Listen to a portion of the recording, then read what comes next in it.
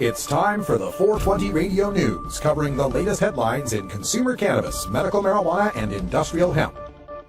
Transcripts of 420 Radio News are available daily on our website at 420radio.org.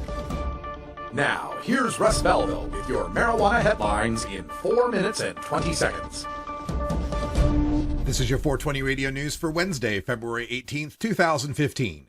3 congressional lawmakers from California are accusing the U.S. Department of Justice of overreach in an ongoing crackdown against Harborside Health Center, widely considered to be the largest and one of the most well-respected medical marijuana dispensaries in the nation.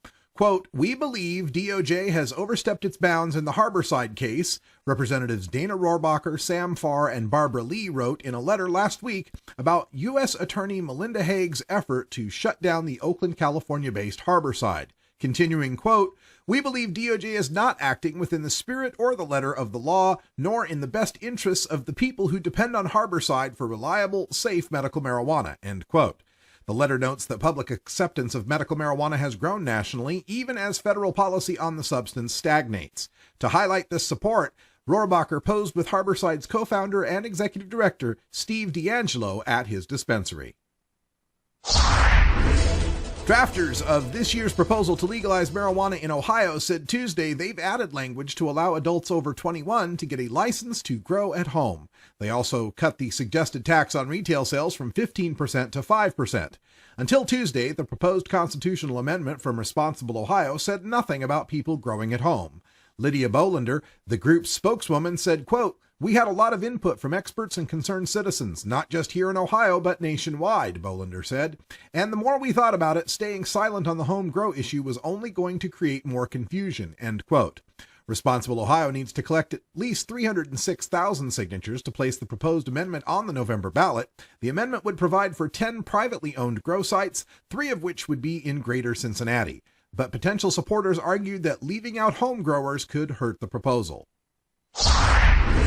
Vermont could become the first state in history to legalize recreational marijuana via state legislature, with a new bill submitted Tuesday that aims to end prohibition of the plant. Senate Bill 95 would legalize the possession, use, and sale of recreational marijuana in the state for those 21 and older. Adult residents could possess up to an ounce of marijuana and grow up to 9 plants, 2 mature, 7 immature, for personal use, including any additional marijuana produced by those plants. Personal cultivation would be limited to secure indoor facilities. Non-residents could also enjoy the new laws, legally purchasing up to a quarter ounce of marijuana from a licensed retail shop. The bill also proposes an excise tax of $40 per ounce of marijuana flower, $15 per ounce of any other marijuana product, and $25 tax on each immature cannabis plant sold by a cultivator. Several veterans showed up Tuesday at the Washington State Capitol to testify in favor of Senate Bill 5379, which would add PTSD to the list of terminal or debilitating conditions that qualify patients for medical marijuana use. Senator Steve Hobbs said that adding PTSD to the list of eligible diagnoses would help veterans who continue to suffer from wartime injuries and psychological stress. Hobbs, who is a prime sponsor of the legislation, served in Kosovo and Iraq and is a member of the Army National Guard. Active duty service members and reservists are banned from using marijuana under federal rules, even if it is to treat a medical condition. Veterans who have left the service, however, are not subject to the same rules, and several veterans told lawmakers Tuesday that using cannabis won't affect federal disability benefits that they receive.